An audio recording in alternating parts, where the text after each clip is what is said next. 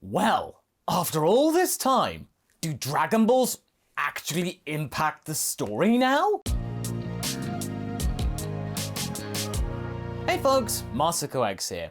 Every time a new chapter of the manga comes out these days, it's enough to get Haverock and I quite excited.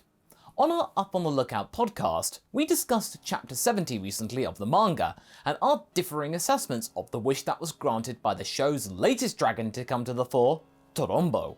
Now, if you've not been reading the manga, I seriously suggest you start at probably chapter 67 for the moment, if you want to get to grips with things rather quickly. This story arc so far has been one of the strongest openings to a saga in at least Dragon Ball Super's runtime, maybe even further back. It's a strong recommend from me. However, when you do this latest chapter did ruffle some feathers with not just us, but with the entire community in fact. You see, chapter 70 brought to our attention not just the idea of Vegeta being able to learn how to use her Kai energy, on pebbles, but it also led to the fulfillment of a pretty controversial wish that was alluded to back in chapter 69.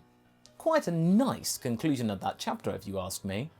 Between these two parts coming out, about 4 weeks or so, a lot of us were filled with both curiosity as well as a sense of dread. For me, it was more towards the latter. I was dreading something that would easily derail the arc's solid start, that would lead to the old weaknesses of Dragon Ball coming to the fore. Convenience. However, thankfully it didn't work out that way entirely, and today we shall explain about this, as well as speculate about the idea of these Dragon Balls finally becoming truly relevant again, not just being a tool. But needless to say though, we need to start off with the biggest takeaway from all of this. It is a truly remarkable wonder that this is the first time in almost 40 years of Dragon Ball being a thing that a character who has gathered the Dragon Balls, any sets of Dragon Balls, has actually bothered to ask about, well, becoming the strongest there is. It's always been about the immortality or reviving fallen friends, but no, nobody before Granola seemed to have considered the idea of just gaining pure muscle and power to achieve their goals. Well, okay, our Krill dog from What If Krillin Became a Saiyan did something like that, but yeah, that's not canon. And while this wish for gains in the ki department has the monkey's paw effect going about it, as in it's not fully given to him without some kind of clause, people are still left feeling split about the notion. It's one of the few times actually where Hav and I actually disagreed about something upon our first impressions of it. For the wider audience though, this feeling of uncertainty and unease is actually understandably justified. It's quite a brazen request when you think about it, not in keeping with the sporting spirit of Dragon Ball at all. But yet, is it really completely outside of the spirit of the show when you look at it? So before we make our final judgment on this wish in context, let's take a look back at the history of Dragon Ball wishes and bring it to the fore so you actually remember and compare it to the most recent one. Yes, we will be including GT here because hey, why not? And actually, it's something that GT did better than Z. While we know from Bulma's recollections of the mythology of said orbs that, yeah, sometime pre-Dragon Ball someone wished to be a king on them, it was never really meant to be a huge focus of the story. It was a very small dot of a plot point. It was really just made to imply the significance of the power of these balls could have, and what it could do for the group going into the future. You know, you could become a king with them. So okay, same old fairy tale as per usual, and yeah, you could become a king or barter for some big treasure. Well, so long as you can barter using the means of strawberries, am I right, Bulma? The first actual wish that we witness within the series takes place in year 750, when in order to stop Pilaf from fulfilling his nefarious wish of becoming emperor of the world, Oolong wishes for ladies' undergarments, and thus saves the day in the classical Toriyama subversion play. Pretty much anyone who knows about Dragon Ball knows about that wish. Granted, it's not exactly tasteful these days, but things were very much different back then. We just gotta take it on the chin and just shrug and say, it was acceptable in the 80s. Then later on in age 750, Upa wishes to resurrect Bora, which is our first real major insight into the future role of these magical orbs in the show, with people that we know and care about. Effectively, this was the first time we could consider the Dragon Balls as a makeshift respawn machine for the characters in some real genuine capacity. These items can not only give you stuff, but it could also give you back your life. At that time, that was pretty huge. But as you know, this got really driven into the ground for convenience. Oh, only if we knew. But then though, this first time of asking was quite touching and meaningful, but it was also a sign of things to come. The next wish is also a pretty iconic one. All of the original DB ones are, because back then, these Dragon Balls actually played a major part in the story, as this instance was when King Piccolo wished for his youth back in age 753, effectively leaving 3 years when the Dragon Balls were most likely left untouched. Wow, such restraint back then. You wouldn't get that these days. After that, in between 753, most likely between years 754 and 756, all the victims of King Piccolo got revived in order to restore normality to proceedings. Again, this is the very first example of such a wish being made, so that all the damage done by the characters and the bad guys of the show get completely wiped off the face of the earth and get forgotten about, and people start also forget about the King Piccolo. And with that, these were all the wishes made in the original Dragon Ball. Pretty simple. Only a few made, as the whole purpose of the show was to make these orbs count for something, be massive landmarks in the series, be truly significant. But that being said, we have actually seen 2 revival wishes already, so let's see how Z could amp this up even further, really eclipse this chestnut. So the first Z wish is a revival one, with Roshi of course reviving Goku in age 762 to bring him back into play against the Saiyans. Fair enough, this is quite a biggie, since it also came off the back of a biggie. It's also the first time of asking within the new series, and it's for when our protagonist got brought back from a rather shocking conclusion in episode 5. It's quite a rather shocking benching in fact, so we'll let this one slide. But what comes next is starting to look pretty convoluted when you look back at what had gone before, since there are now 2 sets of Dragon Balls to consider here, being used sometimes at the same moment. Later on in age 762, we first witnessed the Namekian Dragon Balls and their stronger powers, with them both reviving and wishing for, at the same time, Piccolo to be transported to Namek and, be alive again. And all of this can be done in 4 months instead of the usual Dragon Ball Earth year. And then, of course, with the Earth Dragon Balls, they wish for everyone killed by Frieza and his men to be brought back to life. Same old, same old. After which the last wish on Porunga is used to teleport everyone except Goku and Frieza away from Namek and then onto Earth. So the Saga, without Future Vision, had started to get a sense that our balls weren't as special and there could be other ones out there. In fact, there were. The original originators of these made themselves a set which could not only do more powerful wishes, but also more wishes at once. However, when we do look forward, this seems like the very moment when the balls begin to somewhat decrease in importance in the grand scheme of things, as well as their mystique being diminished, and instead, they're starting to turn into a meme-ish plot device that we all know and love?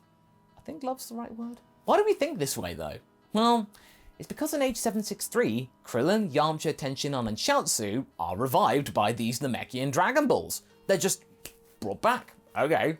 Also keep in mind that while Porunga seems more powerful than Shenron, his reviving abilities at the time had greater limits, which shows that, again, originally, while size is usually a good indication of a dragon's power, there are some nuances to that, as with Torombo and his monkey's paw dealy. Because remember, Torombo is quite a bit smaller than even Shenron. But then Porunga is made even more broken by that wish restriction of his being completely forgotten about in future arcs, as he is just too gosh darn important to have that caveat still attached to him.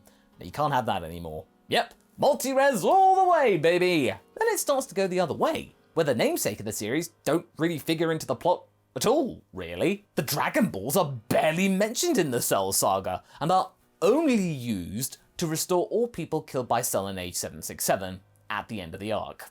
Yeah, it's just become a reset button now. Oh joy. With Dende now on Earth, we have a new and improved Shenron, who can now grant 3 wishes, like Porunga. Okay, it's 2 if you have to use multi-res, so okay. It's fair when you look at it. At least there's some sort of a catch going forward. Not for long though, especially if your name is the Rim of Spirit and Time. And as such, in age 774, we then have a descent into becoming a tool continuing, when Bulma wishes for people killed in the World Martial Arts Tournament by Majin Vegeta to be brought back to life using the Dragon Balls. But she does save up a second wish to be used later in 4 months' time. So okay, that's different. And yes, you can do that too apparently, storing up wishes for later use. Meanwhile, the now new and improved Porunga, like we said, can resurrect multiple people with no issue, and also grants, it's quite busy here, the restoration of planet Earth, another revival of good people killed since the World Martial Arts Tournament to be had, and then restoring Goku back to full power, which is by far, actually, the most creative wish we've seen in a while. We gotta admit that. And okay, sure, you could justify Purunga's buff by saying that Mori buffed him up, but it's still a little bit too convenient, you have to say. Oh yeah, that saved up wish on Shenron erased the bad memories regarding Boo, which again is kind of a neat wish, which also is effectively the last wish from the original series and run of the manga. But before we get to Super though, let's quickly go through GT's wishes because it did exist. In age 789, Pilaf turns Goku into a kid using the Black Star Dragon Balls, by far the edgiest set of orbs going.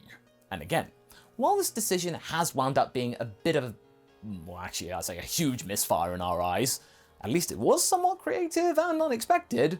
Not inspired though, sadly. Then there's Baby's wish on Ultimate Shenron later on, which creates a new planet plant next to Earth, while Purunga restores Earth afterwards.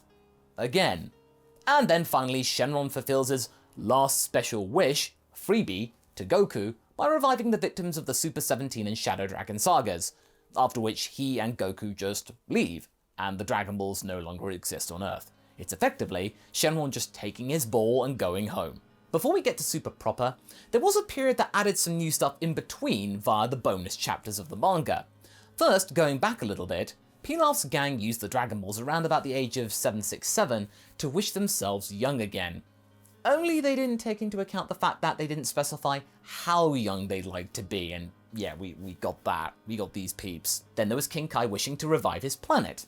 He originally wanted to make it bigger, in fact, with a racetrack on it and lower gravity, somewhat closer to Earth's. But yes, of course, Goku shows up and messes everything up as he would normally do. In age 778, Goku asks for the knowledge about the Super Saiyan God in order to appease Beerus. And this is also the first time we see Shenron looking like he actually has some sort of a personality. All of this when he's being spooked by Beerus and then told to go away. In the following year, Kibito Kai asks Purunga to be diffused, off screen, and then revert back into Shin and Kibito. Now, that is not only a surprising and yet oddly used wish, it also did reveal that Potara fusion was not truly permanent. It could be broken through magic if the need arose, so even though this has been done in a very offhand manner, a very weird way of conveying it, this is still a pretty interesting chestnut. And then we have Sorbet, Shu and Mai making those 3 wishes on Shenron, reviving Frieza, a million Zenny to be had, and then having the best ice cream in the world. Good taste. Purunga also brings Piccolo back not long after. Off topic, by the way, that whole second time of Piccolo giving up his life for Gohan, nowhere near as powerful in presentation. The first one wins by a mile. And then, of course, Beerus wishes for Shenron to go away again, as he wants nobody to get a wish. After that, we have our first proper wish on Super Shenron, the biggest of all, and probably ever will be, as Wish wishes for Universe 6's Earth and the humans on it to be restored. Now we get to Zamasu and his shenanigans. All of course granted by the very same Super Shenron. First off, he swaps bodies with Goku, then he makes his other version immortal, and then finally he wishes for the Super Dragon Balls to be destroyed. You know what, in comparison to everything else that had happened in that arc, these wishes are actually somewhat easy to understand. I know, right? Who would have thunk it? Yeah. We're not going to be giving you dates on those ones though, because, you know, wibbly wobbly, timey-wimey stuff. Let's keep this discussion relatively simple. We're on a roll. After that, still in age 779, Gohan asks for Pan's fever to be cured. Aww. And all of this off of the back of a contest to see who deserved a wish on Shenron the most, which I did find amusing to be fair, even though a lot of people really didn't like it. Then we have the last anime series wish of Android 17 wishing for all of the erased universes to be restored after the Tournament of Power, which is indeed granted, and he passed the test from the Grand Priest. Of course, then there's the revelation of Bulma regularly de-aging herself via wishes. Then we get to the Morrow saga of the manga. First off, Cranberry asks Purunga to heal him, then he asks for Morrow's magic to be restored, and then after which Morrow himself demands to set all the prisoners of the Galactic Patrol free. We've already discussed that third wish being somewhat underwhelming, but yeah, it happened, so we can't really ask for it to unhappen, as it were. Then when that's done, the surviving Namekians ask for all of the planets and people killed by Morrow to be revived. Standard practice there. And finally, we get to where we are right now, as we have Granola asking Torombo to become the strongest in the universe.